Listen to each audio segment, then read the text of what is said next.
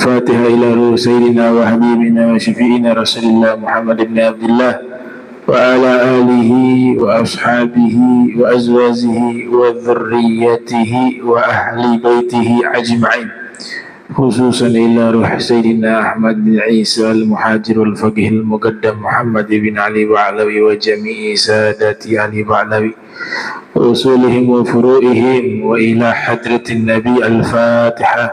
A'udhu billahi minasyaitanir rajim. Bismillahirrahmanirrahim. Alhamdulillahi rabbil alamin. Ar-Rahmanir Rahim. Maliki yaumiddin. Iyyaka na'budu wa iyyaka nasta'in. Ihdinas siratal mustaqim. Siratal ladzina an'amta 'alaihim ghairil maghdubi 'alaihim waladdallin. Amin. Assalamualaikum warahmatullahi wabarakatuh. Alhamdulillahi rabbil alamin, wassalatu wassalamu ala sayyidina Muhammadin wa ala alihi wa sahbihi ajma'in, wa ba'd. Subhanaka la ilma lana illa ma 'allamtana innaka antal alimul hakim. Rabbi israh li sadri wa yassir li amri wa hlul 'uqdatan min lisani yafqahu qawli wassaddid lisani wahdi qalbi bihaqqi sayyidina Muhammadin sallallahu alaihi wa alihi wa barak wasallam. Ya man huwa fi 'uluwihi kain, ya man huwa fi fi'li hamid, ya man huwa fi majdihi matin. Allahumma akrimna bi nuril fahmi wa akhrijna min zulumatil wahmi warzuqna fahman nabiyyin wa hifdzal mursalin wa ilhama malaikatil muqarrabin. Rabbana zidna ilman wa fahma wa aqla ya akramul akramin bihaqqi sayyidina Muhammadin khatamil anbiya'i wal mursalin ya rahman ya rahim. Wa sallallahu ala sayyidina Muhammadin wa ala alihi wa sahbihi wa barak wasallam walhamdulillahi rabbil alamin. Alhamdulillah, puji syukur kehadirat Allah, salawat salam tercurahkan kepada junjungan mulia Nabi tercinta Sayyiduna wa Maulana Muhammad sallallahu alaihi wa alihi wasallam beserta seluruh kerabat beliau, sahabat beliau, dan umat beliau yang senantiasa melaksanakan ajaran beliau hingga akhir masa nanti. Yang sama-sama kami muliakan, kami hormati seluruh imam Masjid Al-Muhajirin, wabil khusus Al-Habib Alwi Al-Bar, mata'anallahu ta'ala bituli hayatihi wa umrih, wa nafa'ana bihi wa bi'ulumi fid darain, wal Ustadz Irsyad wa Dr. Abdurrahman Bakfir, dan seluruh imam di Masjid Al-Muhajirin yang insya Allah dimuliakan Allah Subhanahu wa Ta'ala. Dan juga saya muliakan seluruh para asatiz, para habaib, wabil khusus Habib Alwi Al-Bar, dan juga seluruh hadirin hadirat yang insya Allah dirahmati Allah Subhanahu wa Ta'ala. Tak bosan-bosannya kita membaca hadis Rasul Sallallahu Alaihi Wasallam. Cara untuk membuat kita bisa dekat dengan Nabi, banyaklah mempelajari dan membaca kitab-kitab hadis Nabi. Siapa yang ingin mengenal dan mengetahui sabda-sabda beliau, perbuatan-perbuatan beliau, akhlak, ya, aktivitas beliau, itu bacalah kitab hadis yang disebut dengan kitab Kutubus Sittah. Di situ kita bisa mengenal sabda beliau, perbuatan beliau, dan aktivitas beliau, baik dari sisi hukum dan kehidupan sehari-harinya. Kalau kita ingin mengenal sifat beliau, karakter beliau, akhlak beliau secara khusus, bacalah kitab-kitab Syama'il. Kalau kita ingin mengenal mukjizat beliau, mengetahui tentang mukjizatnya Nabi, maka bacalah kitab Dalail.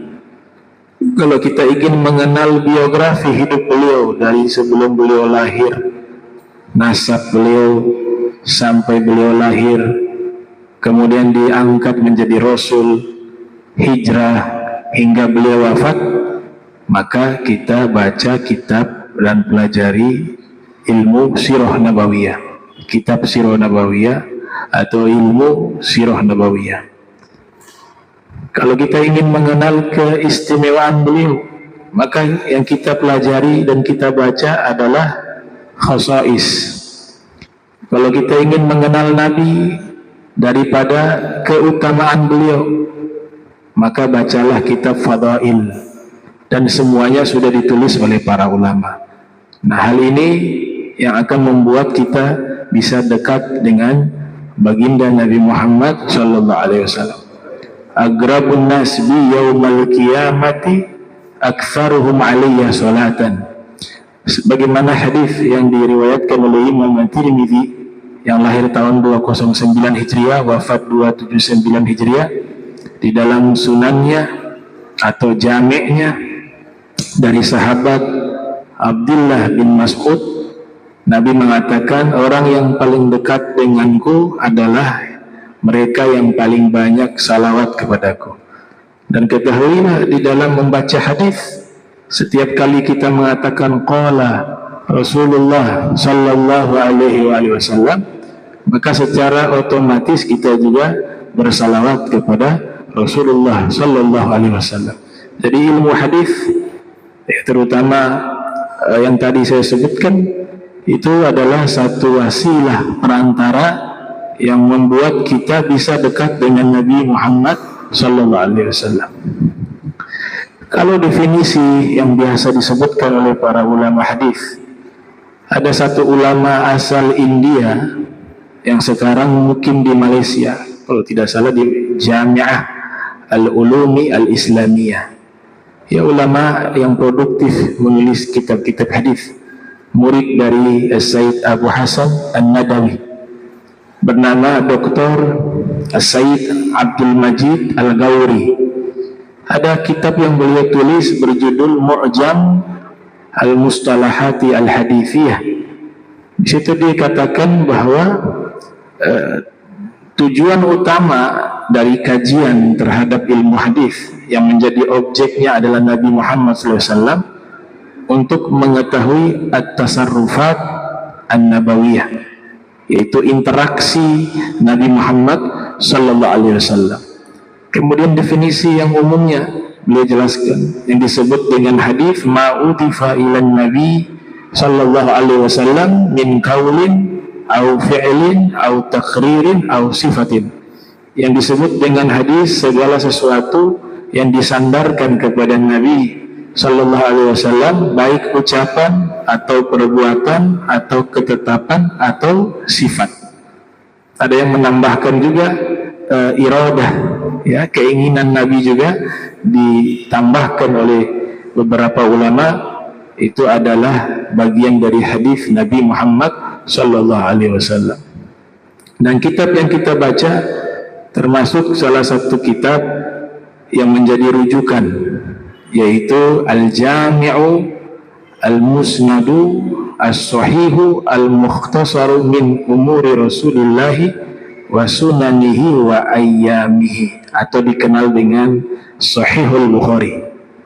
Dan ini ringkasan daripada kitab Sahihul Bukhari. Ulama-ulama terdahulu mereka menekuni, ya, jika ada satu bidang ilmu yang ingin mereka perdalam, itu mereka betul-betul menekuninya. Bukan hanya hobi, bukan hanya sekedar profesi, tapi menjadi pola hidup, terutama ulama-ulama hadis. Ada satu gelar yang dimana gelar di dalam ilmu hadis tentunya dia mencakup semua gelar yang ada di dalam definisi ilmu hadis. Kita kenal istilah, ada al-muhaddits, ada istilah al-hafiz, ada istilah al-hakim, ada istilah al-musnid.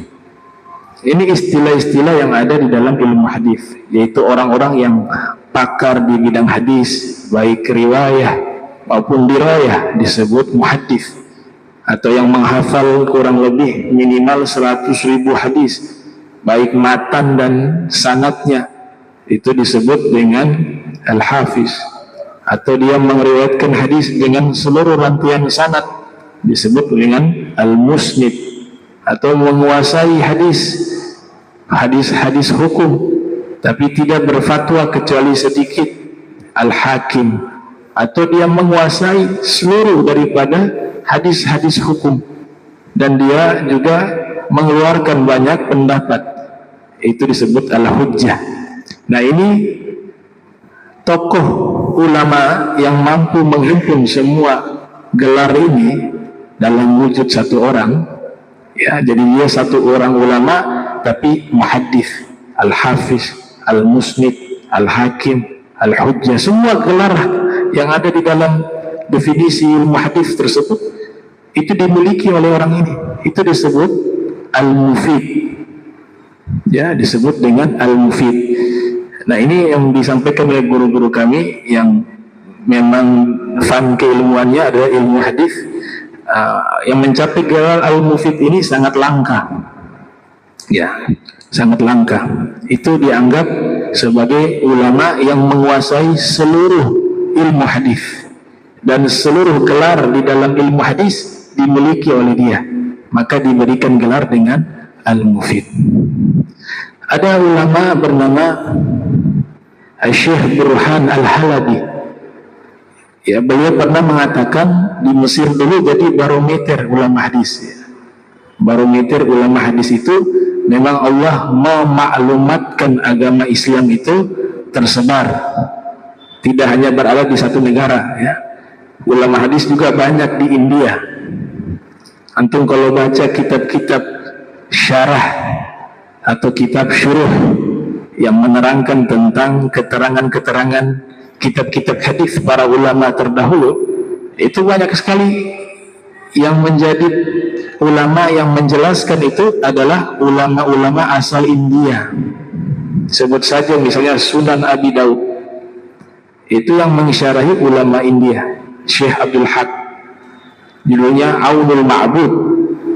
Kemudian ada juga kitab Kanzul Ummal, kitab yang sangat tebal mengumpulkan hadis-hadis Nabi, ditulis oleh ulama asal India, ya, Syekh Muttaqi Al-Hindi namanya kalau tidak salah. Kemudian juga syarah daripada Sunan Tirmidzi, Tuhfatul Ahwaj, yang ditulis juga oleh ulama India bernama Syekh Mubarak Furi. Dan juga kitab syarah Sahih Bukhari juga ada mufti yang masih hidup, ya, semoga panjang umur. Kalau mufti di India, ulama ahli sunnah wal jamaah, namanya Syekh Abu Bakar Al-Hindi. Beliau mensyarahi kitab Sahih Bukhari. Artinya ulama-ulama hadis juga banyak di India, banyak juga di Mesir, banyak juga di wilayah Uzbekistan. Seperti Imam Bukhari itu asalnya dari Uzbekistan. Banyak juga di Persia, di Iran, di Irak. Artinya agama ini Allah maklumatkan secara internasional. Setiap masa akan muncul ulama-ulama ahli hadis. Dan di Indonesia juga ada, misalnya Syekh Yasin Al-Fadani, itu ulama asal Indonesia yang juga pakar di bidang hadis, bahkan memiliki sanad hadis terbesar, terbanyak, sehingga diberikan julukan Musnidud Dunia, ya, Musnidud Dunia, musnid sedunia. Itu koleksi sanad hadisnya sangat banyak. Al-Imam Al-Burhan Al-Halabi memfokuskan di Mesir, karena di Mesir itu kurun-kurun abad pertengahan. Abad pertengahan itu ramai ulama-ulama hadis itu muncul di Mesir. Sebut saja ada Al-Imam Ibnu Hajar Al-Asqalani, Al-Imam Al-Iraqi, Al-Imam Al-Balqini, Al-Imam Ibnu Haythami, dan masih banyak ulama-ulama hadis lainnya. Dan masing-masing dari mereka memiliki kelebihan yang nantinya saling melengkapi, ya, seperti yang dikatakan oleh Syekh Burhan Al-Halabi. Beliau mengatakan Huffazul Misra arba'atu ashkhasin, para hafiz yang ada di Mesir 4 orang. Hum Al-Balqini wa huwa ahfaduhum li ahadithil ahkami. Yang pertama Imam Al-Balqini, beliau keistimewaannya adalah hafalan terkait hadis-hadis hukum, ya, itu sangat banyak. Jadi hadis-hadis yang membahas tentang hukum itu dihafal oleh beliau dengan jumlah sangat banyak. Namanya Imam Al-Balqini. Kalau definisi kitabnya namanya Sunan, ya, kitab hadis yang namanya Sunan Abi Daud, Sunan An-Nasai, Sunan Ibn Majah, itu kitab hadis tapi uslubnya fikih, sistematika penulisannya fikih, karena memang kumpulan hadis-hadis hukum, sehingga kami katakan ini adalah kitabul hadis ta'mu'ul fiqhu, ya, kitab hadis cita rasa fikih, itu kitab Sunan. Kemudian ulama berikut yang memiliki kelebihan di bidang hadis, kata Syekh Burhan Al-Halabi, yaitu Al-Imam Al-Iraqi. Al-Imam Al-Iraqi ini dikatakan huwa a'lamuhum bisani'ati. Beliau punya keahlian, mampu dan sangat pakar di bidang metodologi di dalam ilmu hadis. Itu alat-alatnya dikuasai oleh Imam Al-Iraqi. Beliau tulis satu kitab mustalah berjudul Alfiyah.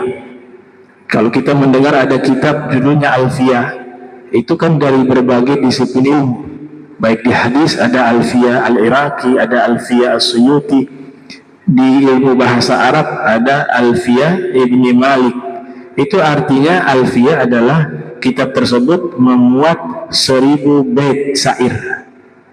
1000 bait, makanya namanya Alfiyah. Alfiyah artinya 1000.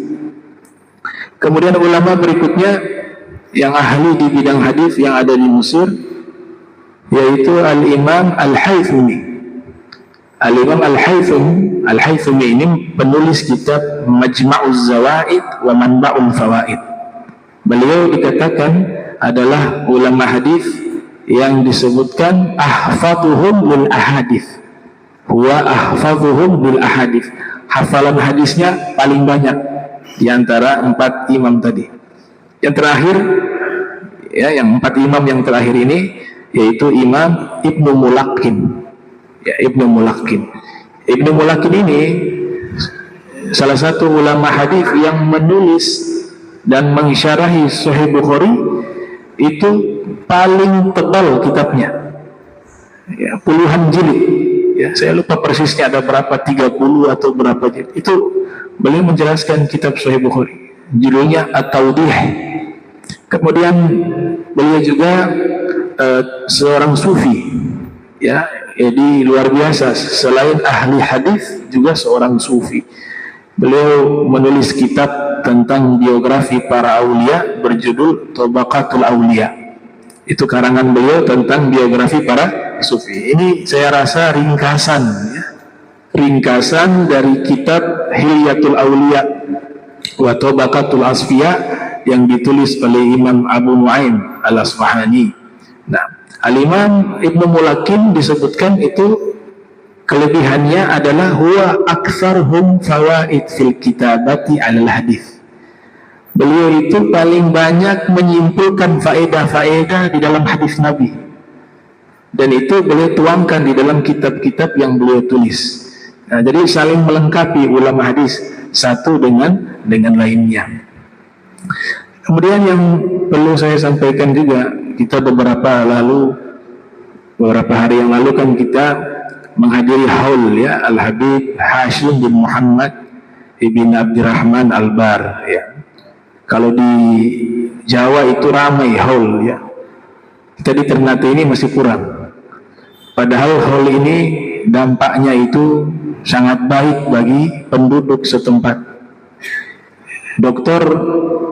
Al-Habib Abu Bakar Masyhur mengatakan perayaan haul itu bukan hanya kita berkumpul lalu membaca biografi ulama atau orang yang kita haulkan, tapi lebih dari itu, haul ini jika dia berkembang, kemudian jumlah yang hadir membludak, maka dia juga akan membantu ekonomi masyarakat. Coba kita lihat ketika ada acara haul yang jumlahnya, ya, kita bahas di Jawa. Itu ada yang 2 juta manusia hadir. Haul.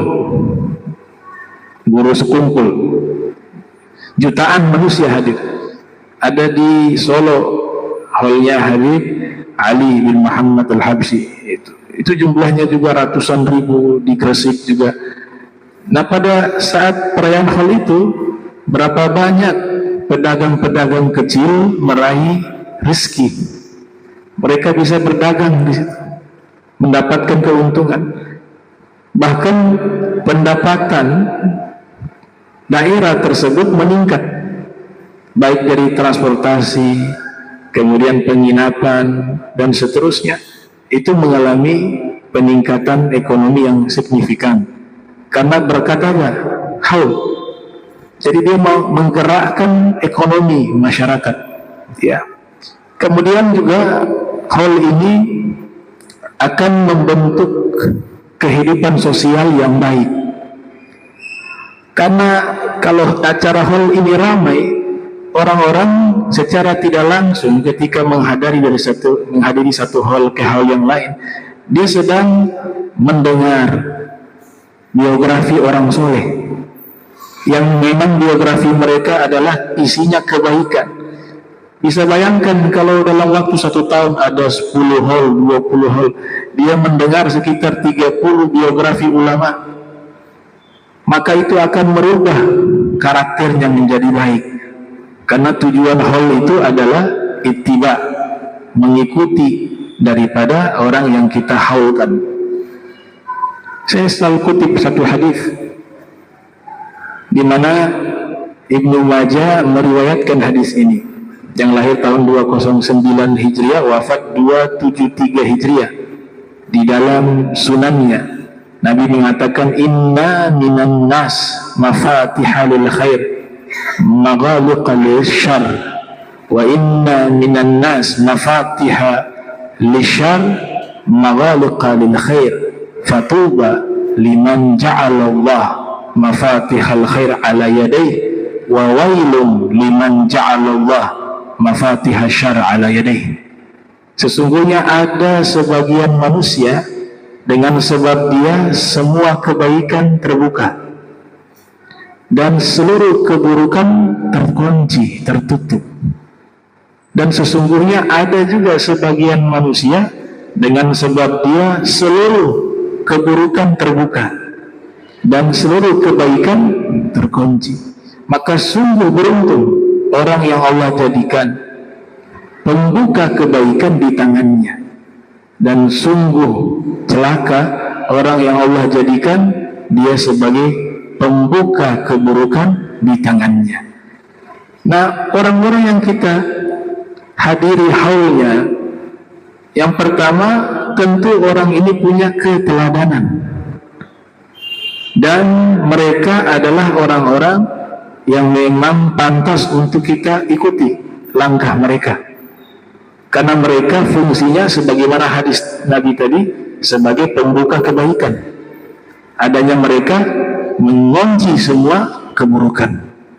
Makanya faedah daripada menghadiri acara haul selain tadi yang saya sebutkan berkaitan dengan peningkatan ekonomi masyarakat dan juga membantu juga memperbaiki kehidupan sosial masyarakat, karena mereka memiliki teladan mendengarkan biografi orang-orang yang baik sehingga mereka mengikuti langkahnya. Itu juga yang pertama adalah kita bisa ittiba tadi, ngikut. Jadi bukan sekedar hadir, hanya sekedar mendengar, tapi apa yang mereka lakukan dari amal-amal baik tersebut, kita berusaha ingin mengikutinya. Dan mengikuti orang-orang soleh itu keberuntungan. Ya, tasyabbahu illam takunu mithlahum fa inna tasyabbuha bil kirami falahun.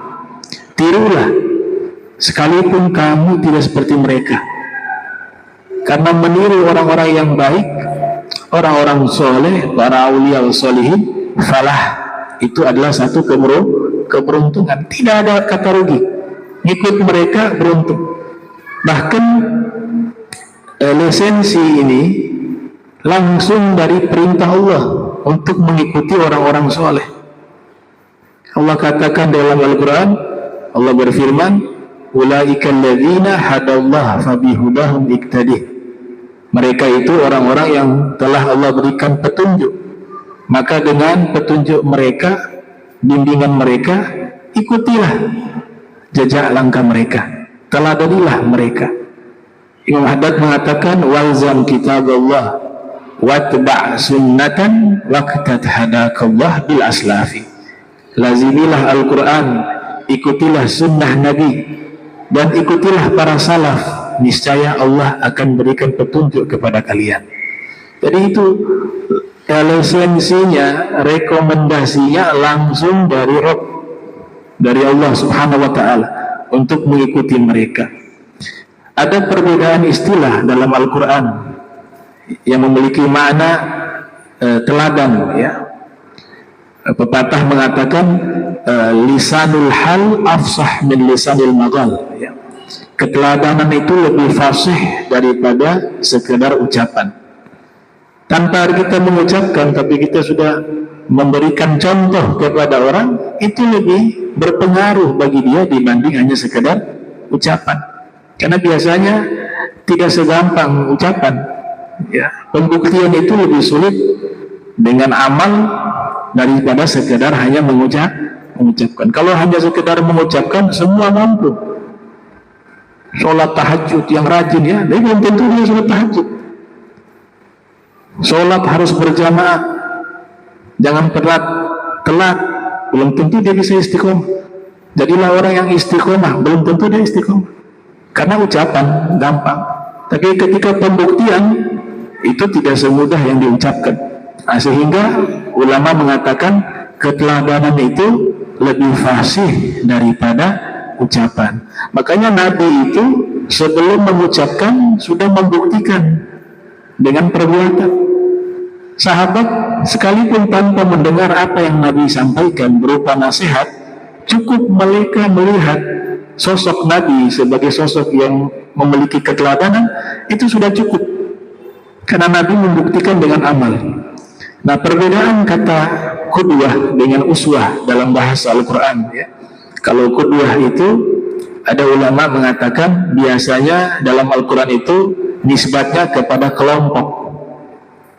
Disuruh kita meneladani kelompok.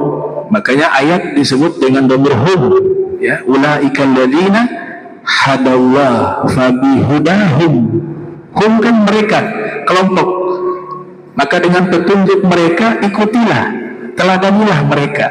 Nah, jadi kata al-qudwah yaitu keteladanan kepada satu kelompok. Makanya ada istilah apa? Kita mengikuti para salafun as-soleh, para aslafun as-solehun, para salaf-salaf yang soleh. Itu kan bentuk jamak. Para salaf itu kata lafaz para dalam bahasa Indonesia, para pemuda, para laki-laki. Itu artinya apa? Banyak, berkelompok. Nah, sehingga kata al-qudwah itu diartikan kita meneladani satu kelompok. Kelompok yang baik tentunya yang kita teladani. Tapi kalau berbicara teladan dengan lafaz uswah atau iswah, ya, ada dua qiraah. Qiraah pertama uswah, qiraah kedua iswah. Laqad kana lakum fi Rasulillahi uswatun hasanah, atau dalam qiraat yang lain iswatun hasanah.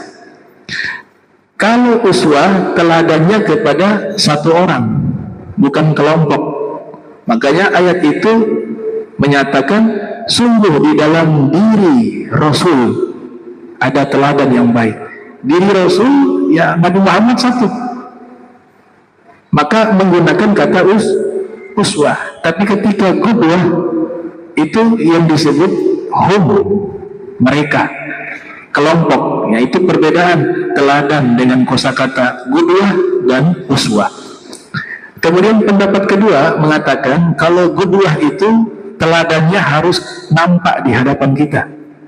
Namanya qudwah, harus kelihatan, contohnya jelas ada di hadapan kita, disebut qudwah. Makanya di dalam kitab-kitab fikih disebut dengan syurutul qudwah, yaitu syarat-syarat ma'mum mengikuti imam.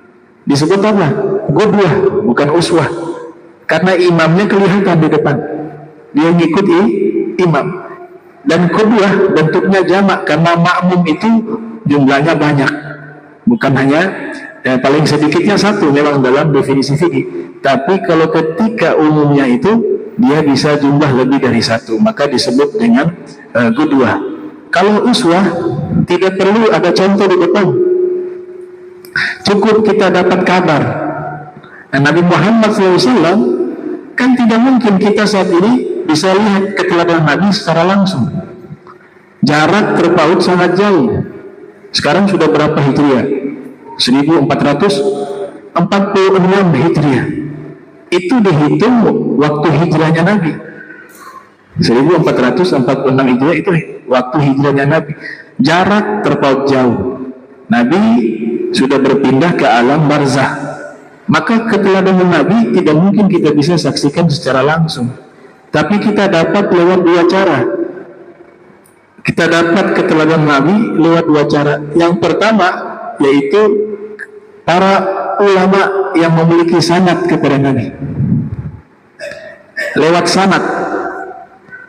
Kita punya guru, memiliki guru, guru ini memiliki guru, terus sampai akhirnya sampai kepada Nabi Muhammad sallallahu alaihi wasallam. Akhlak mereka itu manifestasi dari akhlaknya Nabi Muhammad sallallahu alaihi wasallam. Kita ngikut mereka. Kenapa kita diperintahkan ngikut orang-orang soleh? Ya karena mereka itulah yang menjadi teladan perantara kepada Nabi Muhammad SAW. Jadi kalau kita ngikut mereka itu sebenarnya kita sedang mengikuti Nabi. Karena mereka juga mengikuti guru mereka yang terus bersambung puncaknya mengikuti Nabi Muhammad Sallallahu Alaihi Wasallam. Maka itu disebut apa? Uswah. Uswah. Nanti ngikut kelompoknya namanya qudwah. Tapi dalam tanda kutip di sini yang punya sanad keilmuan. Kemudian juga jelas dia mengamalkan ilmunya. Cara kedua yang bisa kita dapat keteladanan dari Nabi lewat belajar yang tertulis di dalam kitab-kitab para ulama. Kita bisa tahu akhlaknya Rasul di dalam kitab hadis. Nabi cara jalannya seperti ini, cara makannya seperti ini, Nabi ketika berbicara seperti ini, Nabi ketika duduk seperti ini. Itu semua keterangan ada di dalam kitab para ulama. Jadi kita bisa mendapatkan keteladanan kepada Nabi Muhammad SAW, meneladani Nabi lewat para ulama, dan yang kedua lewat kitab. Namun kitab juga perlu bimbingan dari para ulama. Imam Syatibi mengatakan, kana ilmu fi sudur rijal, thumma intaqala ila al-kutub, wa mafatihu bi aidi rijal. Dulu ilmu itu ada di dalam dada para ulama, kemudian dia berpindah ke kitab, namun kunci-kuncinya itu ada di tangan para ulama. Itu pernyataan Imam Syatibi dalam kitabnya Al-Muwafaqat. Baik. Faedah kedua hal yaitu silaturahmi. Orang ketika hadir hal dia sedang bersilaturahmi. Ya, silaturahmi ini artinya menyambung kasih sayang. Rahim, rahmi, rahmat itu satu kata dari sumber kata yang sama, ya. Rahim, rahmat, rahmah, rahman, rahim itu berasal dari kata yang sama yang memiliki arti kasih sayang. Di dalam hadis yang diriwayatkan oleh Imam Bukhari yang lahir tahun 194 Hijriah, wafat 256 Hijriah, Rasul bersabda sallallahu alaihi wasallam, innar rahima shijnatun minar rahman. Faqala Allah Ta'ala, man wasalaki wasaltuhu wa man qata'aki qata'tuhu. Sesungguhnya kata rahim itu berasal dari kata ar-Rahman, shijnatun minar rahman. Maka Allah Ta'ala berfirman, siapa yang menyambung kepada rahim tadi, maka aku akan menyambungnya. Dan siapa yang memutuskan kepada rahim tadi, di situ menggunakan dhamir khitab, kamu, ki, ya, wasalaki, kamu perempuan, itu kembali ke rahim. Siapa yang memutuskan kamu, maka saya akan putuskan. Jadi rahim itu dia berasal dari kata yang sama dengan rahmah, yang sama dengan ar-Rahman, yang sama dengan ar-Rahim, yang sama dengan ar-Rahimah. Itu satu akar kata yang sama, artinya juga sama. Walaupun pemaknaannya nanti berbeda, ya, karena dalam kaidah bahasa Arab jika ada huruf yang lebih banyak maka maknanya lebih banyak. Hurufnya lebih banyak, maknanya lebih luas, lebih banyak. Misalnya rahmah, huruf ra, ha, mim, ta marbuto, 4 huruf. Kemudian dari kata ini kita kembangkan lagi jadi ar-Rahman, alif, lam, ar-Rahman, ro, ha, mim, ada panjang alif lagi, nun. Hurufnya lebih banyak dengan rahmah, maka artinya akan lebih banyak, lebih luas maknanya, ya. Artinya sama tapi maknanya lebih luas. Itu kaidah. Kemudian Nabi pernah mengatakan silaturahmi itu, definisi yang benar itu adalah apa? Mereka sedang bermasalah, kemudian dia datang ingin menyambung, ingin memperbaiki hubungan tersebut. Itu yang namanya silaturahmi. Bukan, walaupun dalam kamus bahasa Indonesia, kamus besar bahasa Indonesia apa? KBBI, ya, kamus besar bahasa Indonesia. Itu silaturahmi sudah menjadi satu makna yang berbeda dengan bahasa Arab, dengan bahasa hadis. Tidak salah, benar juga. karena memang maknanya itu hampir sama. Jadi silaturahmi itu yaitu kita menjalin kasih sayang dengan siapapun, ya, silaturahmi, baik ada masalah maupun tanpa masalah.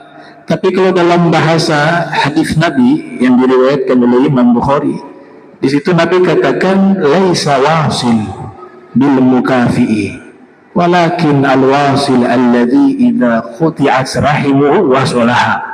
Bukan yang disebut orang yang menyambung silaturahmi ketika tidak ada masalah atau ingin balas budi. Dia datang ke sana karena orang itu berbuat baik kepadanya. Anak mau silaturahmi ke dia karena dia berbuat baik. Kata Nabi, itu bukan silaturahmi yang hakiki, ya, dalam bahasa hadis. Akan tetapi yang namanya silaturahmi al-wasil, orang yang menyambung silaturahmi adalah apabila hubungannya dengan seseorang diputus, dia yang datang menyambungkan hubungan tersebut. Dia yang datang minta maaf. Itu yang disebut silaturahmi di dalam hadis. Nah, inilah yang dimaksud dalam hadis. Kalau kalian lakukan amalan ini, umur kalian panjang, rizki kalian luas. Walaupun bertamu, kita tidak punya masalah dengan orang, kita datang bertamu, berhubungan baik, itu punya fadilah. Dalam hadis Nabi katakan, tamu itu datang membawa dosa, ya. Tamu ini datang membawa rizki, kemudian rizki yang dibawa oleh tamu itu akan menular kepada orang yang dia berkunjung tadi, pemilik rumah tersebut, dan dia keluar membawa dosa pemilik rumah. Itu fadilah orang bertamu. Tapi kalau yang fadilah silaturahmi yang dimaksud dalam hadis itu, umur jadi panjang, rizki menjadi sangat luas, karena dia tidak mudah. Orang itu yang salah, orang itu yang memutuskan hubungan, tapi dia dengan besar hati mau datang nyambung. Itu amalan yang tidak mudah, ya. Dan memang orang ini berhak untuk kita berikan meminta maaf, ya, untuk kita menyambung hubungan dengannya. Ada orang memang gak ada kebaikan, Nabi larang. Nabi larang untuk berhubungan dengan orang. Kau buat jarak dengan dia. Dia katakan kepada Rasul SAW, wahai Rasul, saya punya kerabat, saya berbuat baik kepada dia, dia tidak pernah berbuat baik kepada saya. Semua yang saya lakukan kebaikan dibalas dengan keburukan. Apakah orang ini layak saya untuk menyambung silaturahmi dengan dia? Kata Nabi, kalau kamu terus berada di tengah-tengah dia, berhubungan dengan dia, maka kamu sedang memberikan makanan dia batu bara neraka. Artinya apa? Kamu sedang buat dia bergelimang dosa. Kemudian yang kedua, kamu menjadi berdosa juga, karena hatimu jengkel, akhirnya pulang ke rumah, kamu gunjing dia, kamu kata-katain dia. Nah, ini orang yang memang tidak bisa ada kebaikan. Kata Nabi, kasih jarak. Tapi kalau orang itu memang layak untuk menerima kebaikan, maka usahakan disambung hubungan tersebut, sekalipun yang salah adalah dia. Itulah yang namanya silaturahmi. Ini yang disebut dalam hadis riwayat Imam Ahmad bin Hanbal di dalam Musnad. Nabi bersabda, man ahabba an yumadda lahu fi umrihi wa yuzada lahu fi rizqihi falyabirra walidayhi wal yasil rahimah. Siapa yang ingin umurnya dipanjangkan oleh Allah dan ditambahkan rizkinya oleh Allah, maka hendaklah dia berbakti kepada kedua orang tuanya dan hendaklah dia menyambung tali silaturahmi. Itu bisa kita dapat juga di dalam momentum haul, majlis haul, kita bisa bersilaturahmi. Yang ketiga, faedah yang ketiga yaitu birrul walidain. Orang yang mengadakan haul itu disebut sebagai orang yang bakti kepada orang tuanya, kepada leluhurnya. Karena paling minimal dia ingat. Makanya dia ingat, dia buat haul. Gitu. Karena sebab dia ingat, dia adakan haul. Dan bakti ini bukan hanya ketika masih hidup orang tua. bakti juga orang tuanya sudah meninggal. Bagaimana cara berbakti kepada orang tua yang sudah meninggal? Para ulama mengatakan jangan pernah lupa mendoakan mereka. Sampai dikatakan di sholat 5 waktu, selesai sholat itu jangan lupa untuk mendoakan mereka. Bahkan dikatakan kalau ada anak yang lupa mendoakan orang tuanya yang sudah meninggal, itu dikatakan sudah masuk uququl walidain, termasuk anak yang durhaka. Itu standar tinggi para ulama, ya, mi'yar mereka. Nah, sehingga di saat meninggalnya orang tua, kita masih bisa berbakti dengan mendoakan mereka atau bersedekah atas nama mereka. Itu bagian daripada bakti kepada kedua orang tua. Dan yang ketiga, berusaha beramal baik, karena mereka di kuburan melihat. Dalam hadis dikatakan bahwa amalan-amalan kalian, inna amalakum tu'radu ala agaribikum. Nabi katakan dalam hadis yang hasan bahwa amal-amal perbuatan kalian itu ditampilkan di hadapan kerabat-kerabat kalian minal amwat, yang sudah meninggal. Semua kerabat kita yang meninggal, perbuatan kita di dunia itu ditunjukkan di hadapan mereka.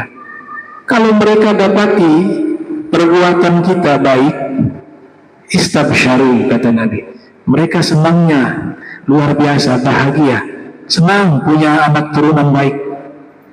Tapi kalau yang mereka dapati amalan-amalan buruk, itu mereka bersedih dan mereka berdoa, ya Allah, Allahumma la tumithum hatta tahdiyahum kama hadaitana. Mereka doa, ya Allah, jangan kau matikan mereka terkecuali engkau telah berikan petunjuk kepada mereka sebagaimana kau berikan petunjuk itu kepada kami. Itu doa dibaca di dalam kubur oleh penghuni kubur, oleh keluarga kita yang sudah wafat.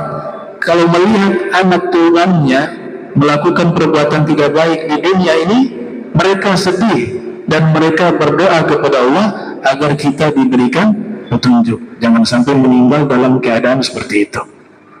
Nah, ini bakti. Bisa lewat sedekah, lewat doa, lewat amal soleh. Itu semua ada di majlis haul. Ya, ada sedekah di situ, ada doa di situ, ada mengingat di situ, ada amal soleh di situ, lengkap. Nah, sehingga Nabi pernah menyatakan bahwa kamu bersedekah kepada orang yang sudah meninggal, apalagi orang tua, kata Nabi, itu sampai pahalanya kepada mereka. Ada hadis riwayat Imam Muslim yang lahir tahun 204 Hijriah, wafat 261 Hijriah.